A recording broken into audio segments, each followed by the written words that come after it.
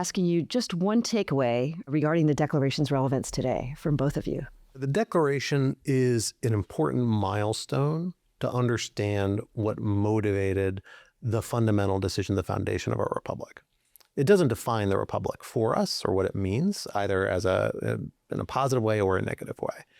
It's a useful point of reference for understanding the historical context in which they arose. And that becomes important, particularly in the legal context, because you then look at the Constitution, which, unlike the Declaration, has the force of law, and the amendments and subsequent statutes, some of which still have relevance today, and begin to understand that sort of context. The statement of principles, there's maybe reasons you moved away from them.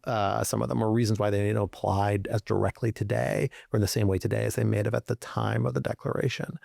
But if you don't track that trajectory, you're also going to lose an understanding of why we may have come where we have come from that starting point, and where a lot of the other milestones, the more directly relevant ones to us, how they have helped shape that trajectory and may yet shape it moving forward.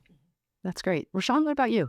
I mean, I've been thinking a lot about this portion of the Declaration that we're talking about here today. It's a grievance.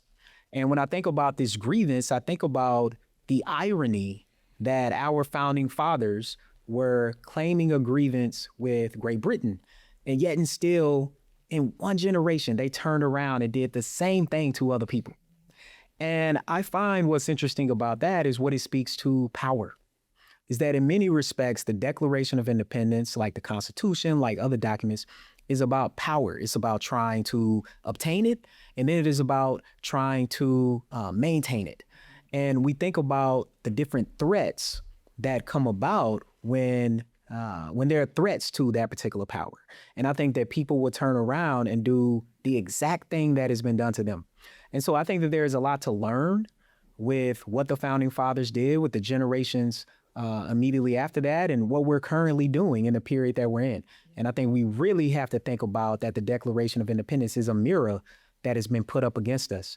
And oftentimes, one thing I know as a sociologist, there's a key concept called the looking glass self, where people look in the mirror and they don't necessarily see what other people see.